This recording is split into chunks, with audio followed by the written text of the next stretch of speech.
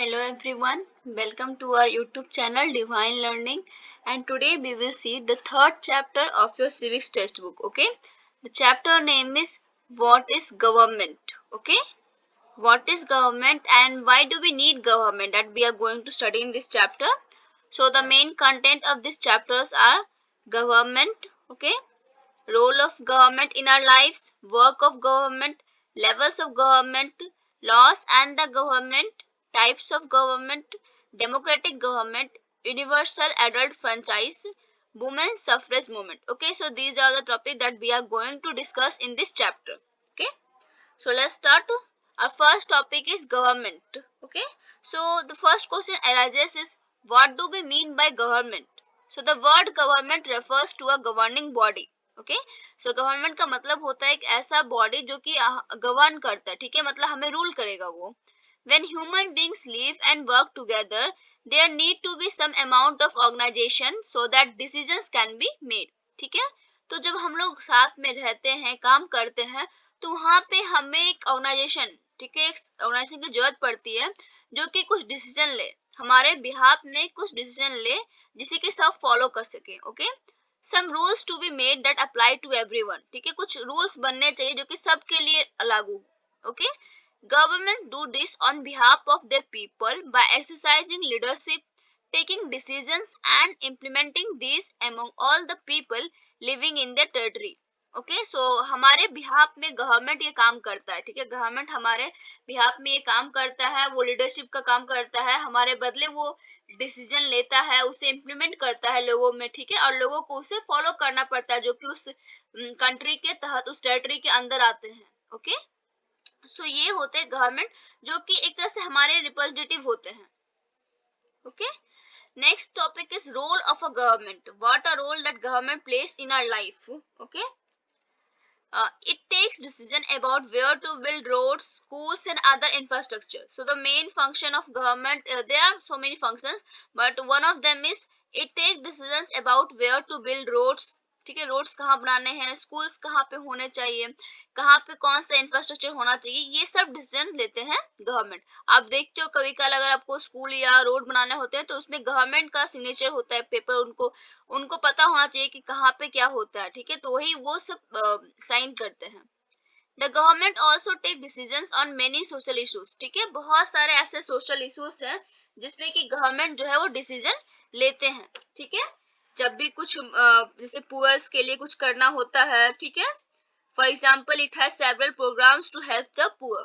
ठीक है, पुअर की हेल्प करने के लिए बहुत सारे प्रोग्राम्स लाते हैं, जैसे मनरेगा हो गया, मिड डे मील हो गया, ये सब गवर्नमेंट का प्रोग्राम से सोशल इश्यूज को डील करने के लिए. Okay, it make decisions on how to reduce the price of certain items when they get too expensive or ways to increase the supply of electricity.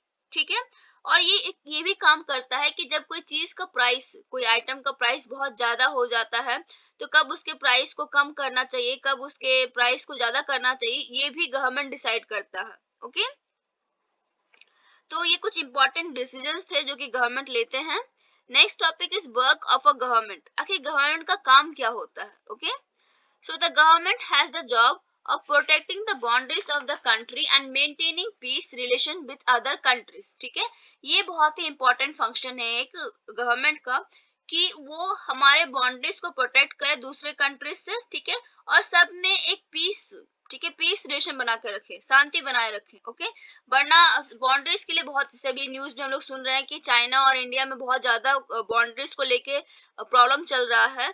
तो यहाँ पे government का काम होता है कि वो हमारी बाउंड्रीज को प्रोटेक्ट करके रखे ताकि हर जगह पीस रहे. ठीक है, it is responsible for ensuring that all its citizens have enough to eat and have good health facilities. ठीक है, और इसका एक और सबसे इम्पोर्टेंट पॉइंट जो है कि वो ये इंश्योर करे, ये बात पक्का करे कि उनके जितने भी सिटीजन्स हैं उनको सही खाना मिले, उनके पास सही हेल्थ फैसिलिटीज हैं, जब वो बीमार हो तो उनको एक अच्छा हेल्थ, मतलब एक अच्छा डॉक्टर मिले, एक अच्छा हॉस्पिटल मिले, ये सब इंश्योर करना एक गवर्नमेंट का काम है. ठीक है, तो आप देखोगे हर गांव में, हर जगह आपको एक गवर्नमेंट हॉस्पिटल मिलेगा. ओके, गवर्नमेंट नहीं, क्योंकि उनको ये इंश्योर करना होता है कि उनके जो सिटीजन्स हैं वो गुड हेल्थ में रहे. Okay, next, when there are natural disasters like the tsunami or earthquake, it is the government that mainly organizes aid and assistance for the affected people.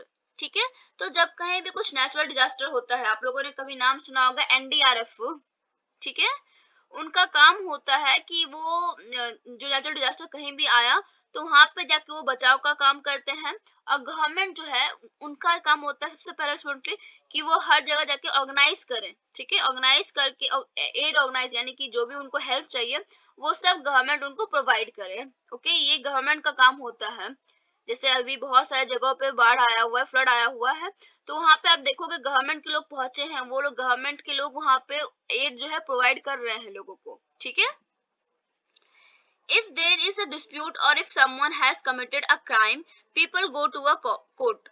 Courts are also part of the government. ठीक है, तो आप देखते हो जब कभी कुछ झगड़ा या कुछ भी क्राइम होता है तो लोग कहाँ जाते हैं, कोर्ट पे जाते हैं। तो कोर्ट भी क्या है, गवर्नमेंट का एक हिस्सा है, ठीक है। जुडिशियल सिस्टम भी एक्चुअली में गवर्नमेंट का एक हिस्सा है, ठीक है।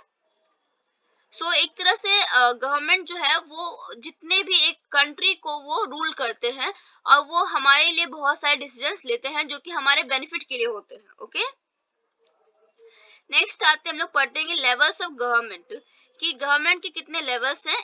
एक्चुअली इन्हें हम ज्यादा डिटेल में नहीं पढ़ेंगे, डिटेल में इन्हें हम नेक्स्ट फ्यू चैप्टर्स में पढ़ेंगे। अभी बस इसको जान लेते हैं कि कितने लेवल्स है। तो government works at different levels, तो 3 लेवल्स हैं। First one is local level, second one is state level and third one is national level. Okay, so इनको बस हम जान लेते हैं क्या होता है। Local level, the local level means in your village, town और लोकेलिटी, मतलब जो बेसिक पंचायती राज जहाँ पे होता है, ठीक है, उसे हम कहते हैं लोकल लेवल। ओके, स्टार्टिंग जहाँ से आपका होगा। Okay, next state level, state level क्या होगा, the state level would mean that which covers an entire state like Haryana और असम। ठीक है, स्टेट लेवल यानी कि स्टेट पे आएगा, जैसे कि आपके सीएम हो गए, ये सब जो गवर्नमेंट होते हैं। Okay, next national level, national level मतलब the national level relates to entire country, यानी कि पूरी कंट्री इसमें इन्वॉल्व है। तो इसमें चीफ हो सकते हैं, पीएम हो सकते हैं, प्रेसिडेंट हो सकते हैं। ओके, नेक्स्ट आते हैं लॉस एंड द गवर्नमेंट, कि आखिर जो कानून और गवर्नमेंट ये कैसे रिलेटेड है एक दूसरे से। Okay, The government makes laws and everyone who lives in the country has to follow this। ठीक है, तो गवर्नमेंट जो है वो बहुत सारे लॉस बनाता है हमारे लिए, और जो भी उस कंट्री में रहते हैं उन्हें उसे फॉलो करना होगा। ओके, क्योंकि गवर्नमेंट ने वो सभी के लिए वो लॉ बनाया है और सब इक्वल है उस लॉ के। ठीक है, this is the only way government can function, और एक यही तरीका है जिससे कि गवर्नमेंट फंक्शन कर सकता है। क्योंकि अगर वो लॉ बनाते हैं और हम उसे फॉलो नहीं करते हैं तो कोई फायदा नहीं है उसका। ठीक है, तो गवर्नमेंट ठीक से फंक्शन नहीं कर पाएंगे, ठीक से काम नहीं कर पाएंगे।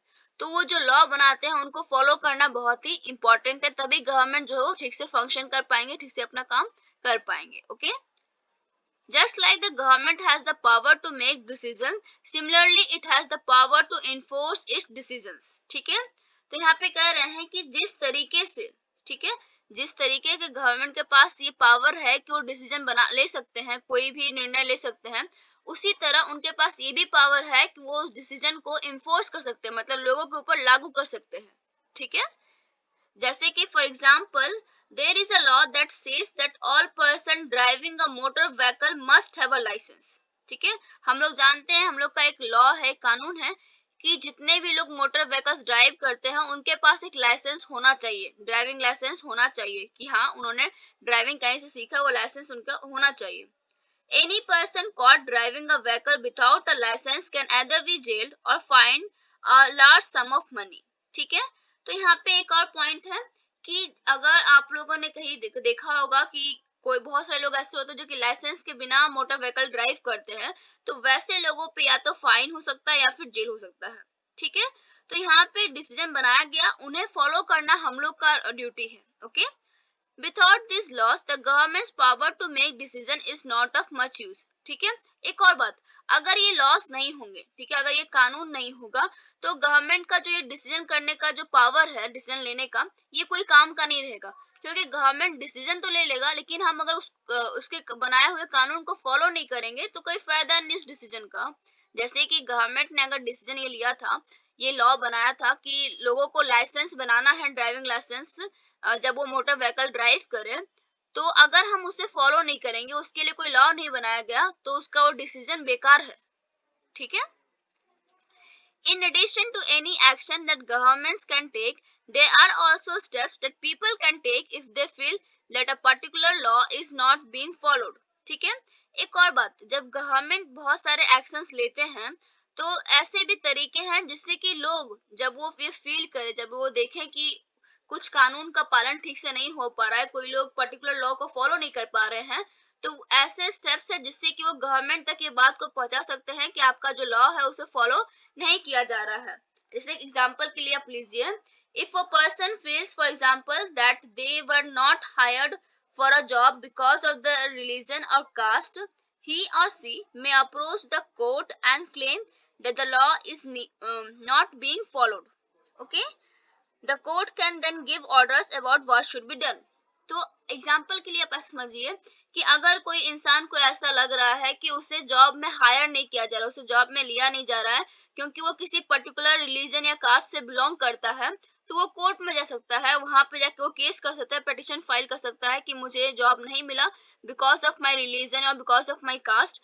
तो उस समय जो कोर्ट है वो क्या कर सकता है, वो ऑर्डर दे सकता है कि ऐसा नहीं होना चाहिए। ठीक है, वो ऑर्डर दे सकता है कि क्या करना चाहिए आपको ऐसी सिचुएशन में।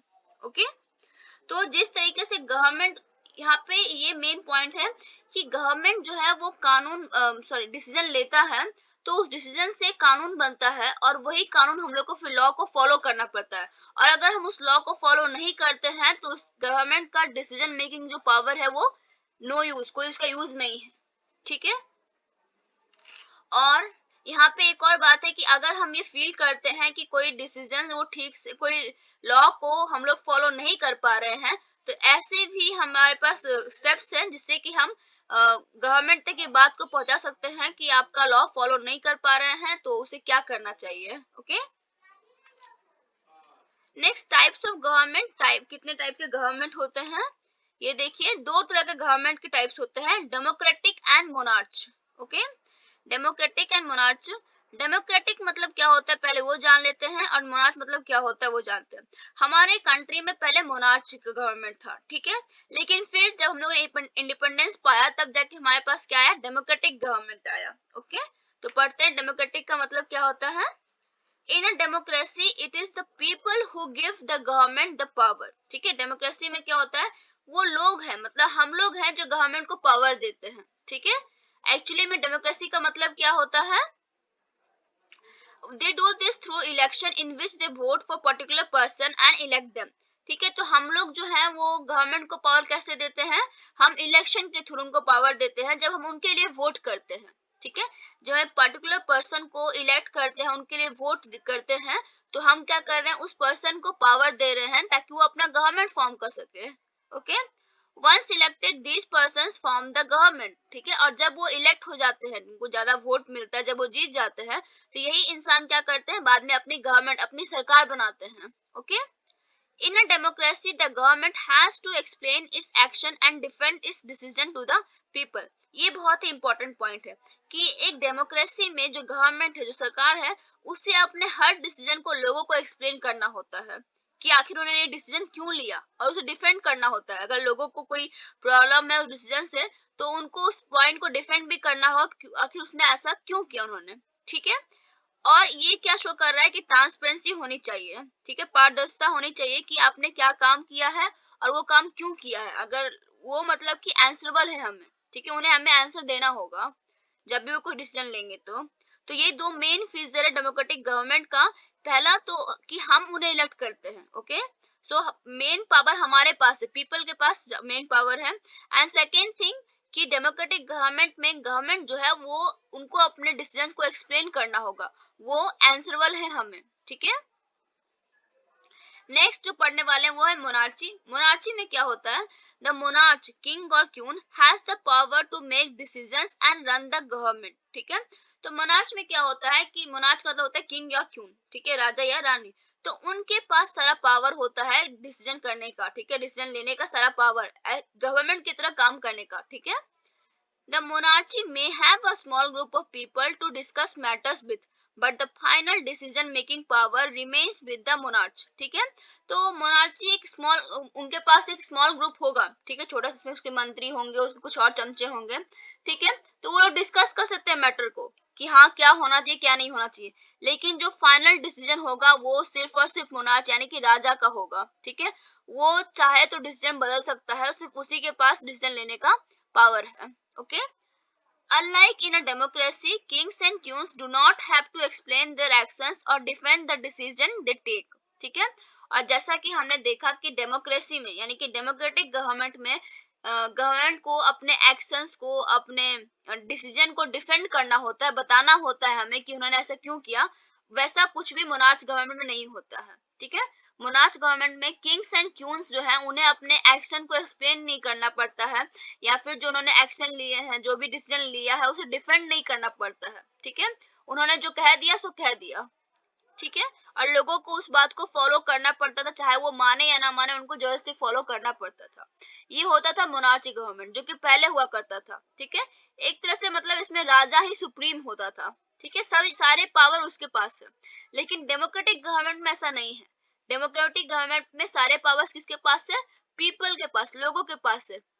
और हम ही लोग क्या है, उन लोगों को इलेक्ट करके, किसी एक पर्सन को वोट देके उसे इलेक्ट करके हम उसे गवर्नमेंट बनाने के लिए देते हैं। ठीक है, और वो फिर वहां पे गवर्नमेंट की तरह काम करेंगे, और जब भी वो कोई एक्शन लेंगे या कोई डिसीजन लेंगे तो उन्हें हमें आंसर देना होगा, उन्हें हमें डिफेंड करना होगा अपने डिसीजंस को। ओके, तो ये दो टाइप्स ऑफ गवर्नमेंट है। ओके, अब नेक्स्ट आते हैं डेमोक्रेटिक गवर्नमेंट्स। ओके, क्या होता है ये?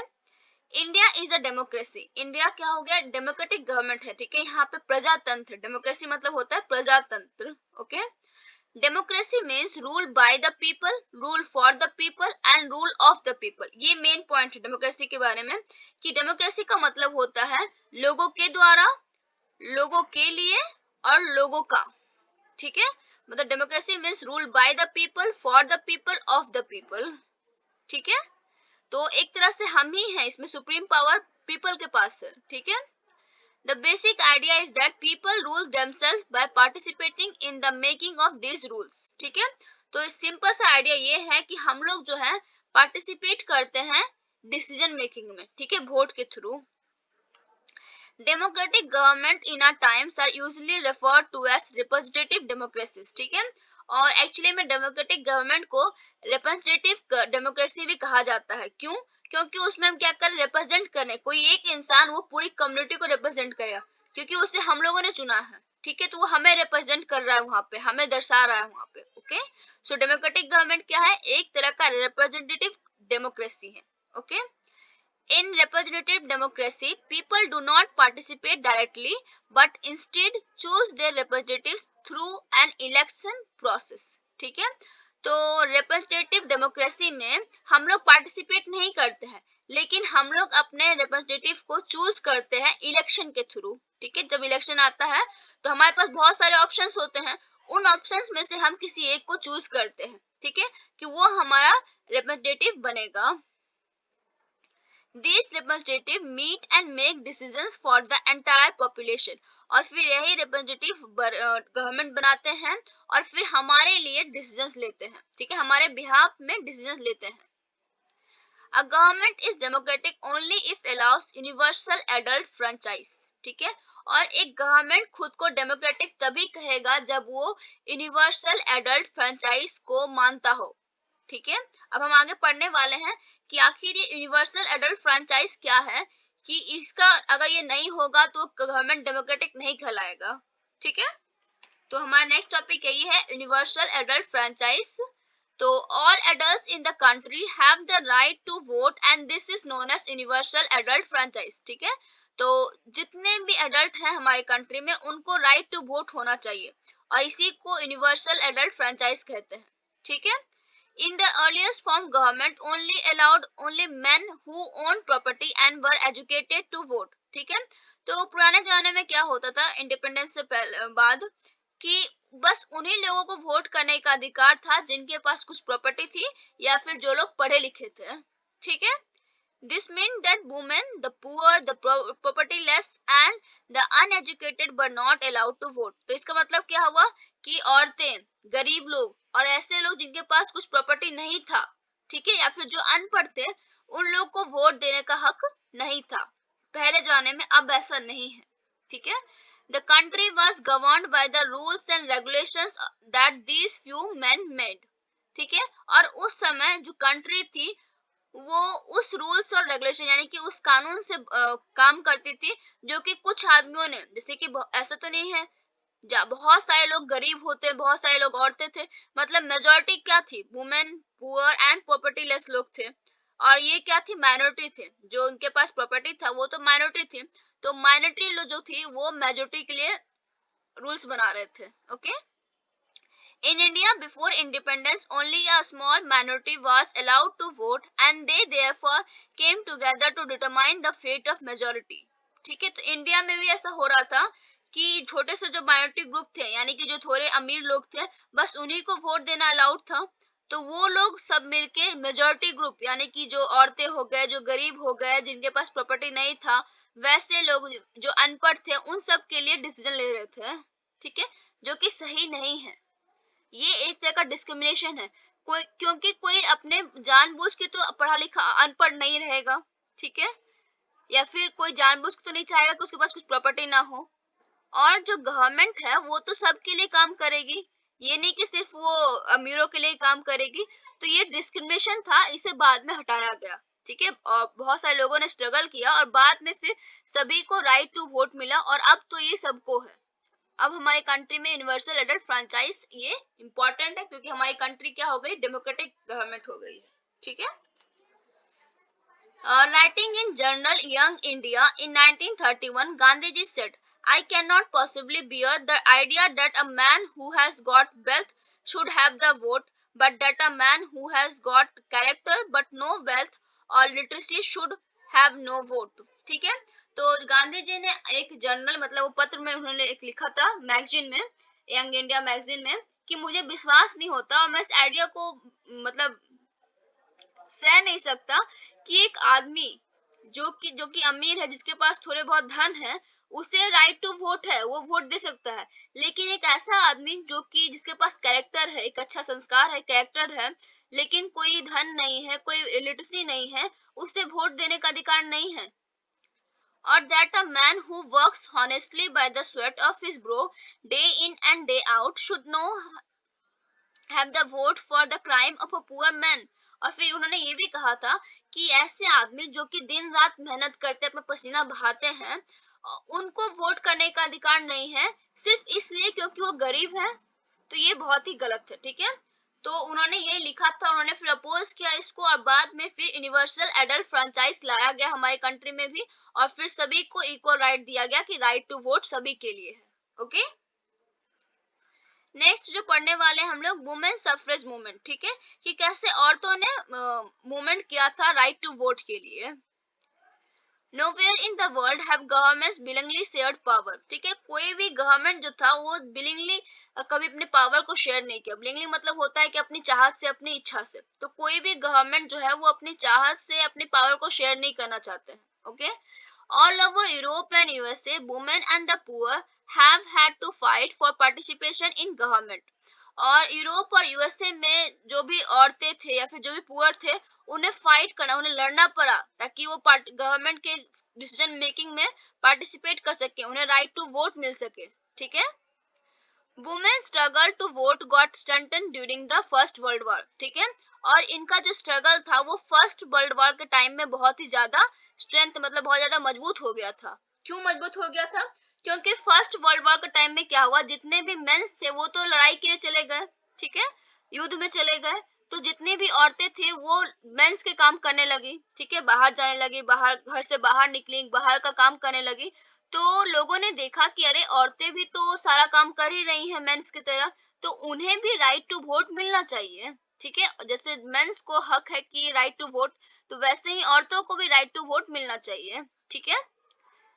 This movement is called women suffrage movement as the term suffrage usually means right to vote, ठीक है। और इस मूवमेंट को किस नाम से जाना गया? women suffrage movement।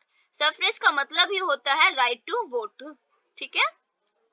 American women got the right to vote in 1920, while women in UK got to vote on the same terms as men some years later in 1928. तो जो अमेरिकन थे उनको 1920 में मिला, और जो यूके के लोग थे, औरत थी उनको 1928 में मिला, ठीक है, राइट टू वोट। मतलब फाइनली फिर जाके सभी को राइट टू वोट मिल गया। ओके, सो बेसिकली आपका यही चैप्टर था। इसमें हमने पढ़ा कि गवर्नमेंट क्या होते हैं, किस टाइप के होते हैं, क्या क्या उनके लेवल्स हैं, ठीक है, और गवर्नमेंट के क्या काम है, क्या इंपॉर्टेंस है उनके, क्या इंपॉर्टेंस है हमारी लाइफ में, ठीक है, कैसे वो हमारी लाइफ को अफेक्ट करते हैं, और कैसे लोगों ने स्ट्रगल किया राइट टू वोट के लिए। Okay, so thank you class, I hope आप लोग को चैप्टर क्लियर हो गया होगा।